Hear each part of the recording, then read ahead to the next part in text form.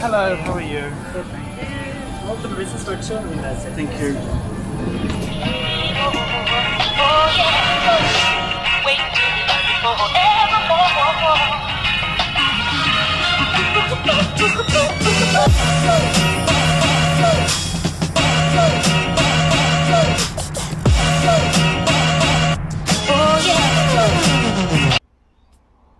Hi guys, it's Paul Pluter. Paul Pluter. I'm the method actor who plays Archibald Chesterfield III, AC3. Today guys, I want to do a quick wristwatch check. I'm wearing a Rolex Air King, the 40mm, the new model Air King.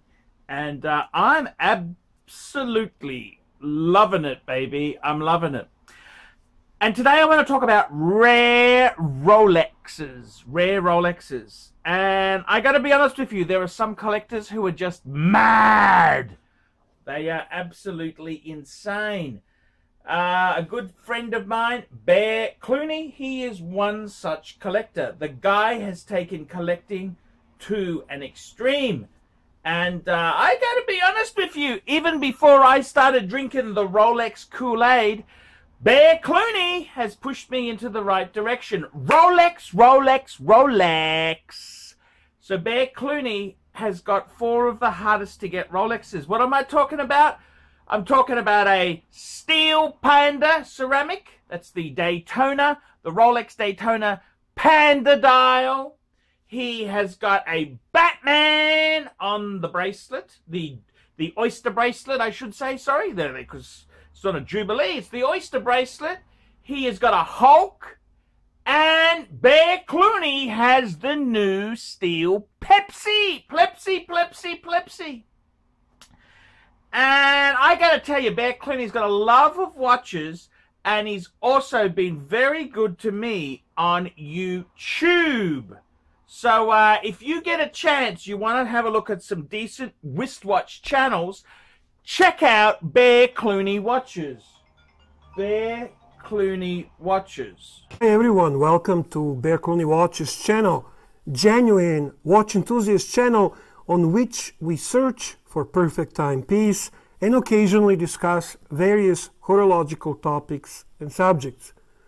On this channel, there is no hidden product placements, Amazon links, great straps to sell, and we do not plan to make you a gentleman. If you're not one, you will never become one. Bear Clooney, one of the most loyal supporters of the ArchieLuxury channel. So guys, why don't you like, subscribe, and go and check out Bear Clooney's channel.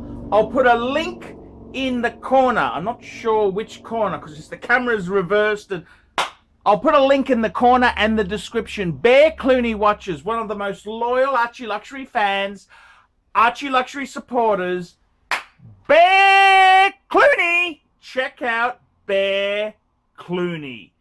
I'm Paul Pluter. Tell me what you buckaroonies think of that.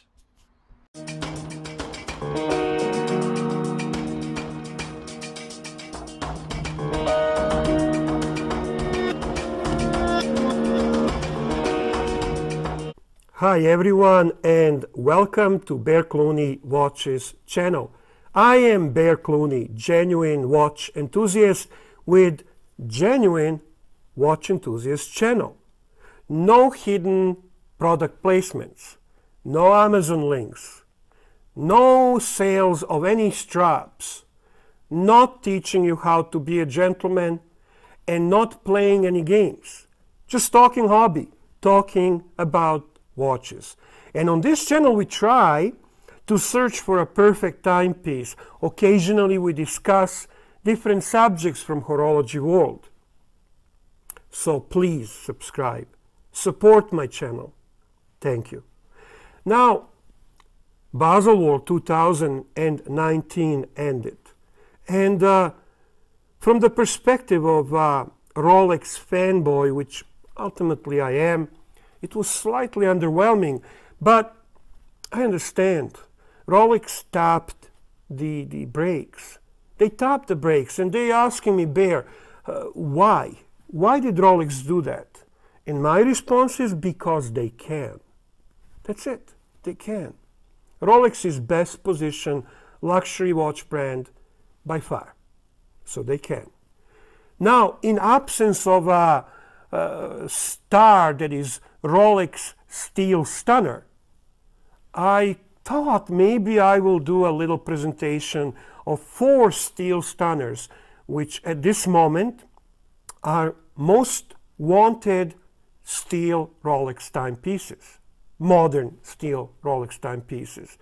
And being that they're all part of my collection, I thought I'll put them together, and that way you can actually take a look at their aesthetics next to each other, and just let's chat about them. Let's look at them. Let's enjoy their presence next to each other.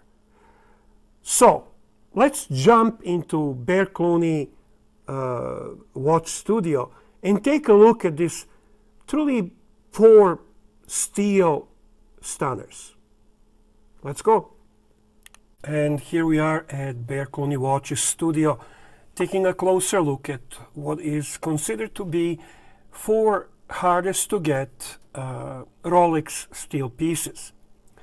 What they all have in common is the fact that they are all sports Rolex watches, or what they like to call professional timepieces. They're all steel, and Rolex is by far the most exceptional steel 904L, and you can truly feel the quality of steel that Rolex uses in their watches. The other thing they have in common is that they are all ceramic bezels, ceramic pieces, and that there are some unique colors here which separate them from the rest. So we have on the left here the Rolex sub in green, which is popularly called Rolex Hulk. And this timepiece has a truly beautiful bracelet which is kind of silky in its appearance. It's fully brushed. It is a maxi dial, and I think from all modern maxi dial timepieces, this one appears as the most appropriate one. The dial changes its appearance depending on the angle, depending on the light. It's beautiful in its appearance, and Rolex referred to it as green gold. It is one of the most iconic watches, which is Rolex Date Sub. So this is a watch that is truly loved by many. It is Rolex green, which is used on anniversary pieces. Everything about this watch is appealing to a Rolex fan, but also to a person who simply knows how to appreciate great aesthetics. Some might say that green is a difficult color to wear daily and to match with daily routine. But when it comes to Rolex green, I personally find that's not the case. It is such a unique modern green, and it truly doesn't represent a problem in the aspect of finding opportunity to wear this watch very frequently. So that would be the first one. Now, next one is the Rolex GMT Master 2, which is the first ceramic GMT that had 2 colors. And what a marvelous combination of colors, black and blue. Because of those colors, this watch got its popular name, Rolex Batman. And what I have is a newly discontinued version with a bracelet which I think is much more suitable for this watch than what new version offers. The new Batman has a slightly thinner lugs, minor changes in the aspect of the watch. Really, a new movement, which is really nice, but I don't think it represents such a change that would be attractive for someone who is going to favor that watch solely because of the new movement. I think that Rolex Batman just looks so much better on this bracelet. Now, mind you, some are complaining that because of high polish center links, they are prone to minor scratches and so on. However, I think that when we're looking at the Batman and it's a little more sporty and it has that that look that's more robust, Jubilee bracelet, in my honest opinion, is not what I think complements that watch. I think this watch is perfect in its original state. And I think the key word in this situation is really original. The word original will always be associated with this version of Batman. And in my humble opinion, this is the most perfect version of the Batman that will ever be produced. Initial market prices are indicating that I'm right about it, because there is truly a big jump in the pricing on this watch since it was discontinued. Even though the new similar Batman version is out, seems that the original is what everyone really wants. Here is one of the hardest to get new timepieces. It came out in the last Baselworld. It was a huge star of the whole Baselworld 2018. It's the reincarnation of the iconic GMT Pepsi Rolex, Pepsi GMT. And when it comes to this one, I can see that Jubilee bracelet would make sense.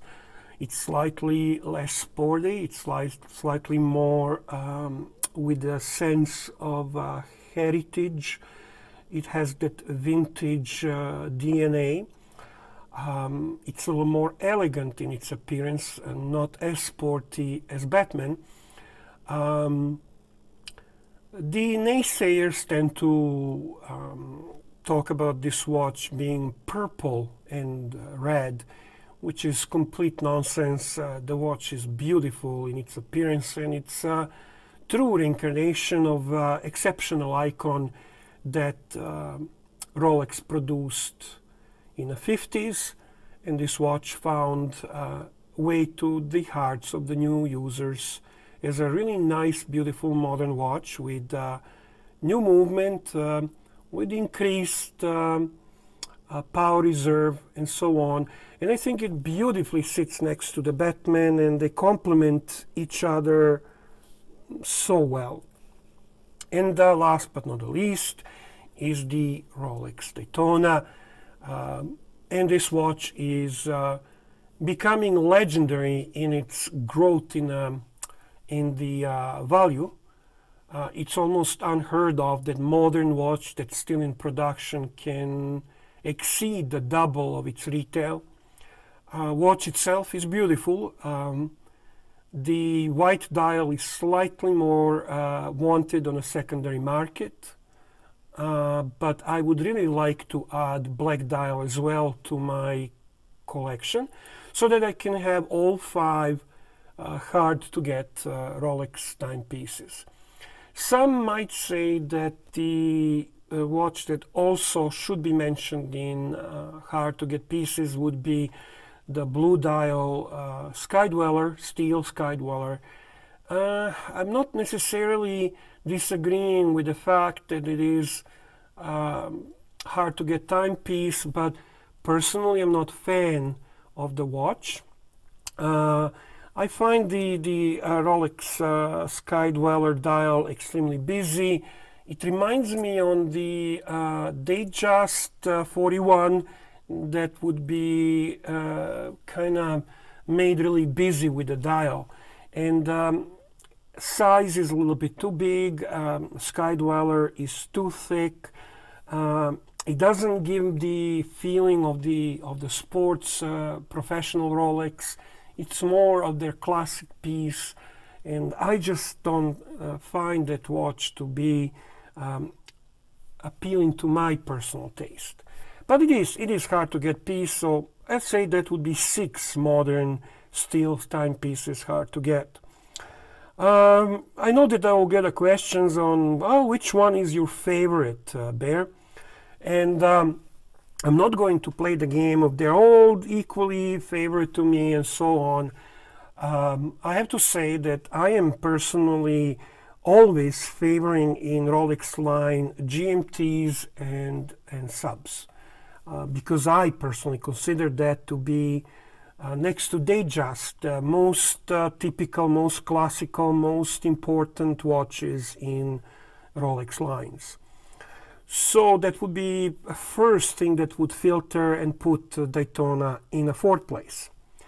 Now, when it comes to is it a sub, is it a GMT? Lately, I really am leaning toward GMT as being my favorite line in Rolex watches. And I would say that Pepsi truly brought the feeling of the original Rolex GMT Pepsi to me. I find this watch to really hit all the right spots. They managed to bring the heritage back, quality back, aesthetics, and everything on this watch is just, in my opinion, perfect. So I would put this watch as my number 1 timepiece. My second choice would definitely be a Batman, which aesthetically was probably the watch that I liked the most. I love the combination of blue and black. I also, again, love the GMT story and so on. So it's a great modern interpretation of the GMT line.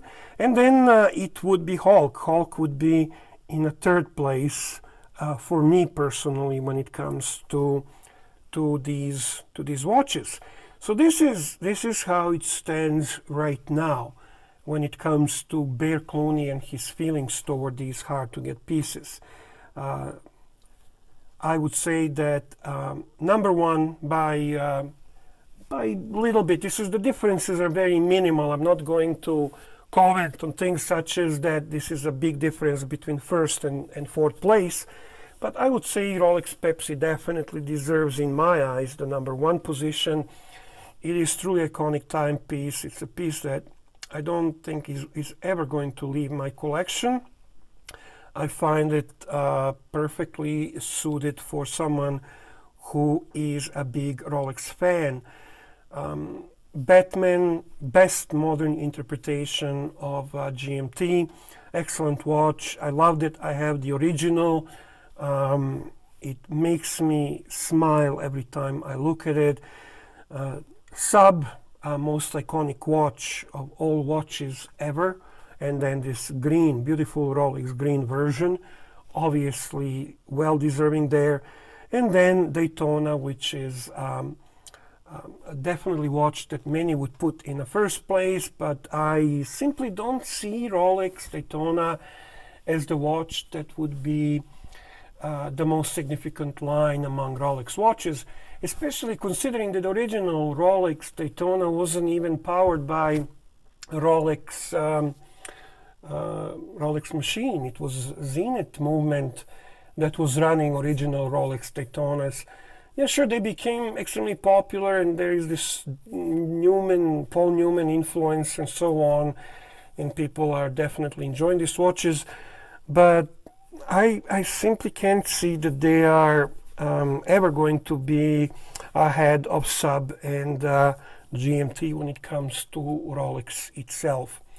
So there we go. This is my little analysis, my little rambling and presenting these hard-to-get pieces. I thought people would like to see them next to each other and simply decide on what could be the one that they would really like to add to their collection. Let's go back to Bear's Cave. So there you have it. Those are 4 most wanted steel Rolex timepieces, modern Rolex timepieces. I'm hoping to add the 5th one, which obviously would be Black Daytona. And I think it's evident why are they most wanted. Well, they're definitely very historical timepieces. Their aesthetics are unparalleled. I think they're beautiful. Quality is undeniable. They're expensive watches, but when it comes to Rolex, they're relatively attainable because they are steel. And finally, human nature. You want what you cannot get. Like it or not, that's a huge and important factor in making these watches wanted so badly. What contributed to it? Well, partially, obviously, production control coming from Rolex, ensuring the price control of their product and distribution of their product. Certainly speculations and games played by the gray market dealers. High demand, which grows indiscriminately with rarity and difficulty to get the timepiece. So there you go. Those are the elements contributing to hard to get factor. I like them beyond that, and I think they're beautiful watches, and I think these are best what Rolex can offer. That's what they are really best in, steel sports watches.